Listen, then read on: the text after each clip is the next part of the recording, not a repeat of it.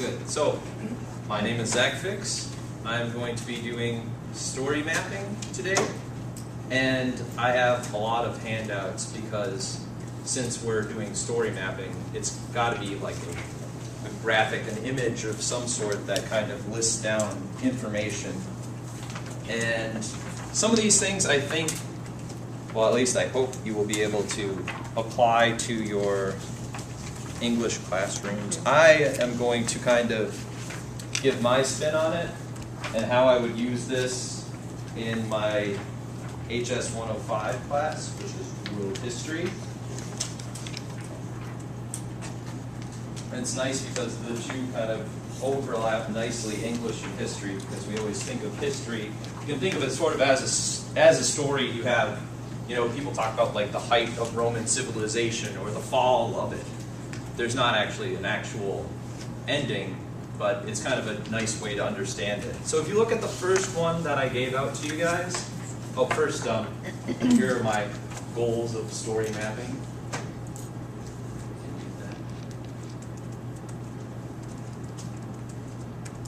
So the first one for the templates is the star.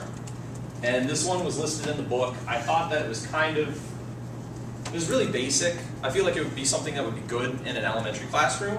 But I think if I were to hand this, or if you were to hand this to your students, they might think it might be a little bit hokey. But it is, the nice thing is that it's very basic. And it lays out everything quite nicely. So the next one I think would work a little bit better in the upper level. And I'm kind of going to try and incorporate the two with a bit of a modified version that I have, which is also in there. You can see it's pretty straightforward, the rising action, climax, falling action. I thought that was a really nice one, but I'm going to present a bit of a different one. So it kind of works along the lines of the story map that's in there, but kind of also has elements of the story star without looking really hokey. So this is what I have. You can see it on there. Now I'm going to hand out a filled out one so that you can see what it looks like when it's all completely done. But the catch is that you can't flip it over until I say flip it over, because this is going to be from a story that I hope that all of you are familiar with. And whoever, we'll have a race to see who can guess what it is first. So, no cheating. I'll be watching. I feel bad. I feel like I cut down a small forest today with the amount of handouts that I have here.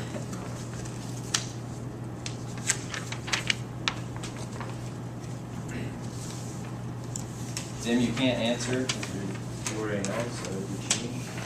I don't allow cheating in my classroom, ever.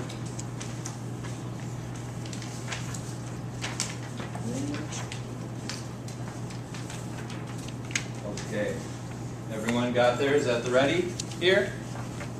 Okay, so you flip it over, raise your hand what it is, go. Yes? Lion King. Yes, it is Lion King. So you can kind of look at how I have everything set up on there, the main characters, place, time, basically what was the main point of the scene. So what I've been doing with what I would do with this kind of activity would be break it up into a scene, like a chapter or something in a story. So the what would be, what is the main point? What is the main thing that happened in the story? Can I get somebody to come up here? Let's say that this is right here is where they hold Simba up over the rock thing. And then right here is where he throws Jafar off the rock. And right here is where him and Nala are happy and ruling the thing. Can somebody come up here and mark down where they think this would be? Jafar is like the evil lion guy? Scar. I thought it was Jafar. I'm mixing up my Disney movies. So somebody maybe come up here and mark up where they think this would land on my little makeshift timeline that I have here. What are we doing? Marking where you think this scene would land on it. I work at the Children's Museum. My Disney bad guy characters, they get crisscrossed sometimes. So off. What do you guys think? About right?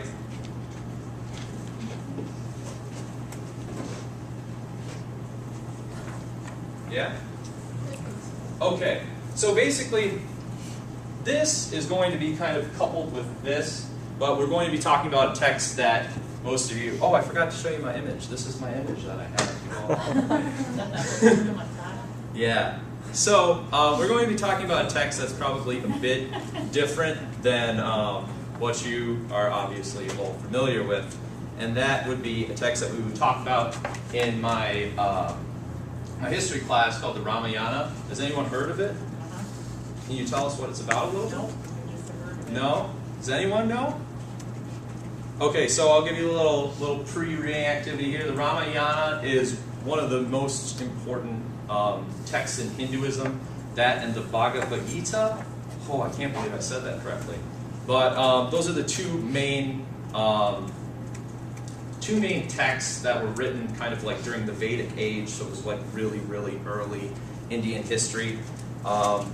Another thing about it that we would talk about in our history class was some of the aspects of Hinduism that influenced and shaped Indian society. And one of the things that this story does really well is it illustrates this word called, I want to make sure I spell this right. It's a Sanskrit word, I don't know.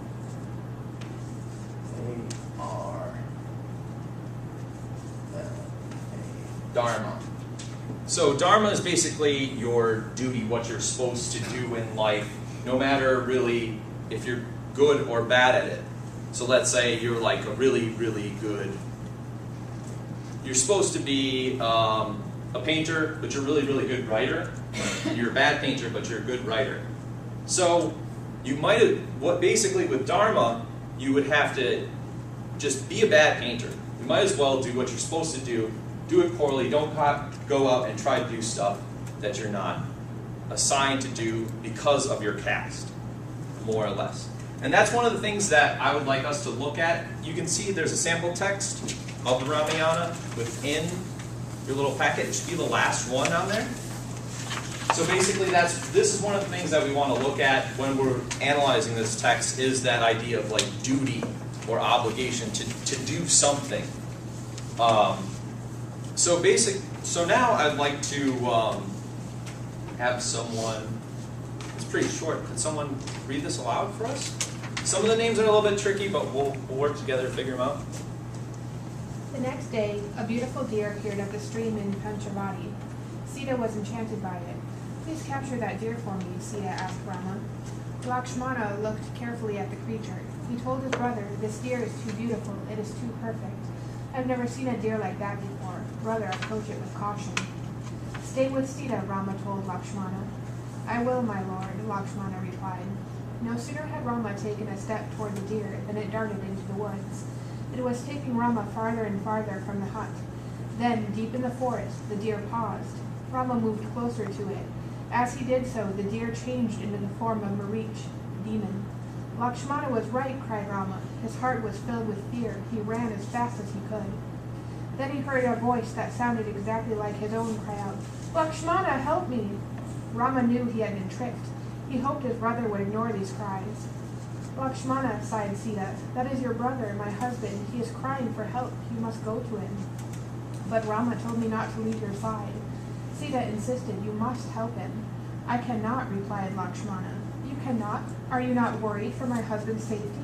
How can you just stand there? Do you not help him because he is only your half-brother? Or because he is my husband? Then I shall find him, said Sita. No, said Lakshmana. If you do not go after him, Lakshmana, I shall kill myself.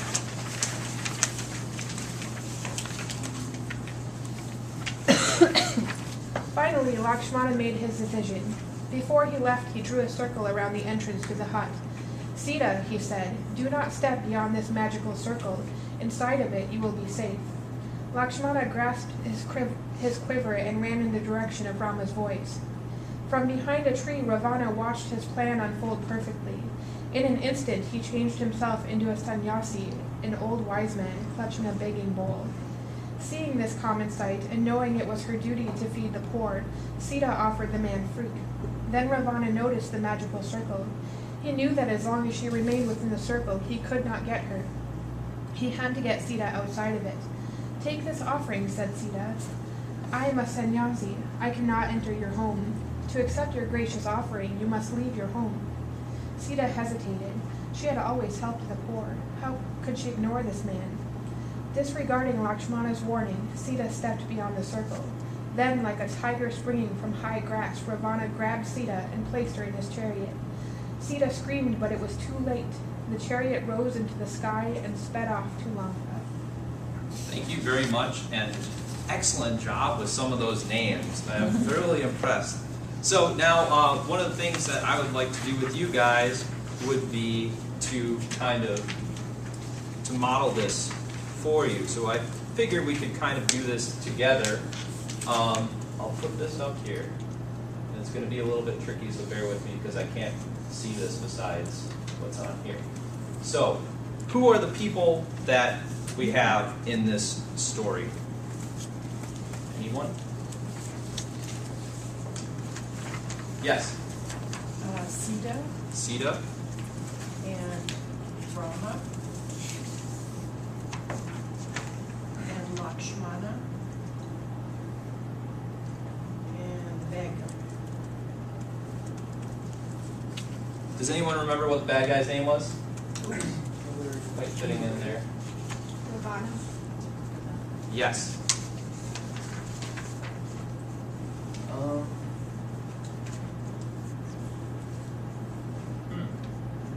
Well, now I'm kind of regretting that I didn't use the little text camera thing. But anyway, so what is our what?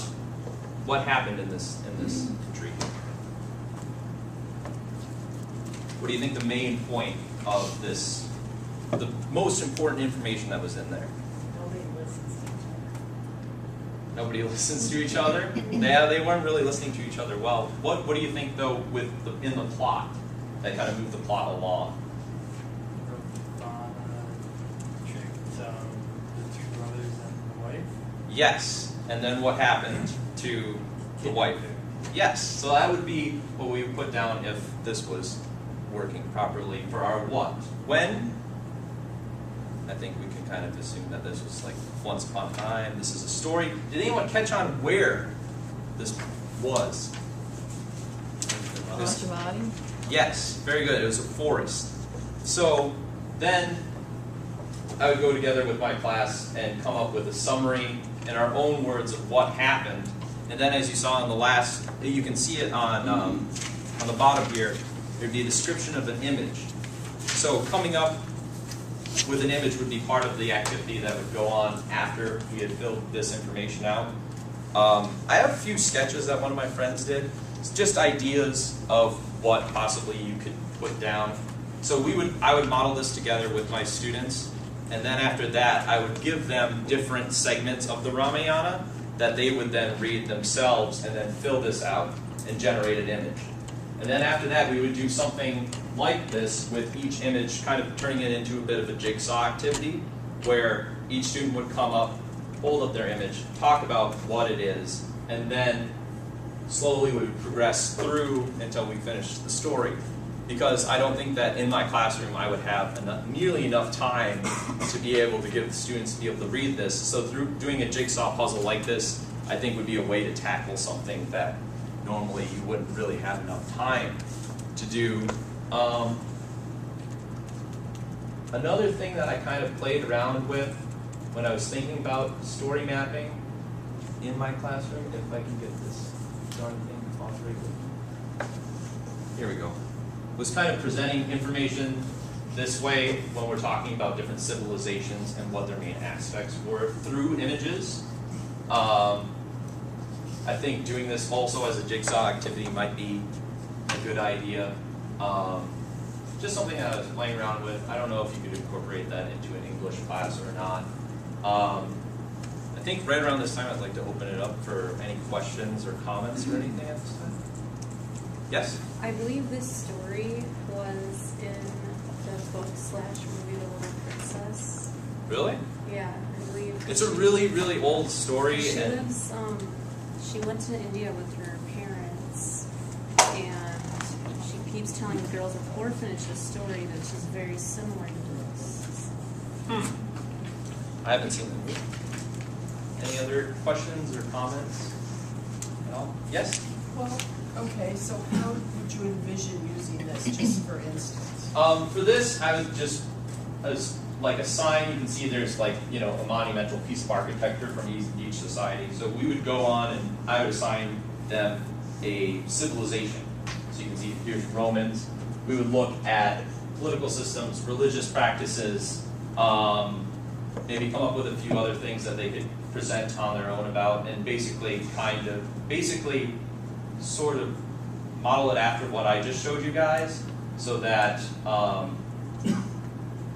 go in, model this, give them the information, kind of the different sections that they have to look for within the textbook, and then come up with their own images that kind of represent the ideas that apply to each section. Does that make sense? Well, so you're saying that you would use these images like as a place marker for each different like unit that you were going to? Maybe not each different unit, but each like segment that we talk about. So if we're trying to compare political systems here. In Rome, you had the Senate. In China, you had an emperor. So kind of, I think presenting it in this kind of way would work well to kind of compare and contrast different civilizations. Okay. Like a visual cue? Yeah, Okay. yeah. Okay. Anything else? Yes. And I think that your teaching method is very good, but I try to complete something.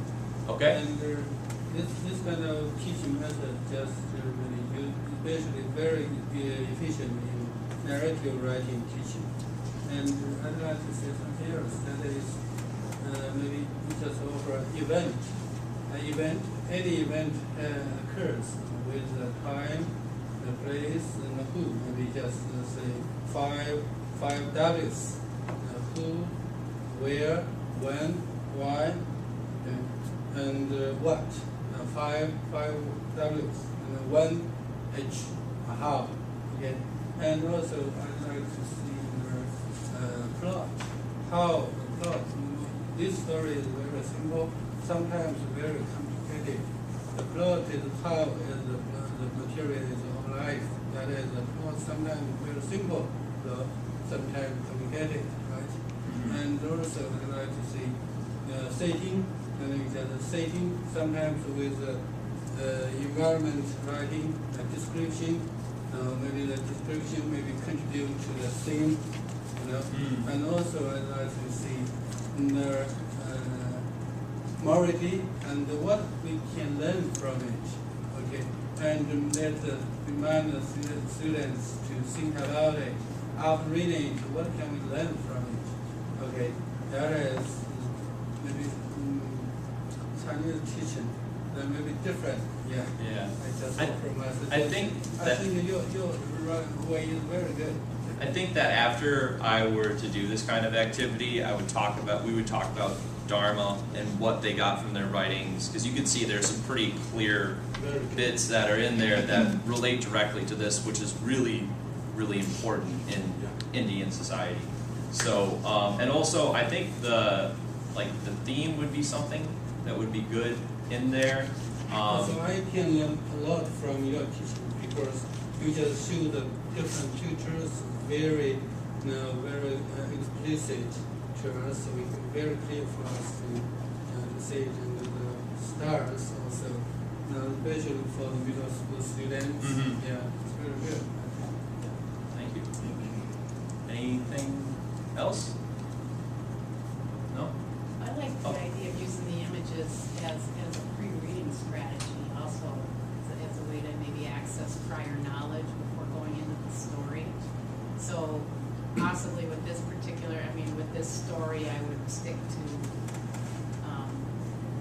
Indian culture. Mm-hmm. And then maybe some explanation of how the whole Dharma system came about, just to broaden the story a little bit. Yeah, I was thinking about kind of doing this as sort of a supplemental activity after we had already kind of talked about this Okay. this kind of stuff, like the caste system and how because this text that was in there kind of revitalized everything. And also, one of the things when we're talking about like Hinduism, we also are trying to like talk about Buddhism as well. It's kind of hard to talk about one without the other. So Dharma is actually, it also goes into Buddhism, so we can kind of compare and contrast those, I guess. I don't know. That would be cool to have this reading strategy though. Okay, another idea I'd like to suggest, this kind of teaching method will be more efficient is that now there are a few narrative writing continuous, first unit, second, and third, just together. The first one you just use, this one is bottom up, up bottom, deductive, and the next unit maybe just maybe ask the student to inductive, maybe more efficient. I think so. All right. Well, thank you very much.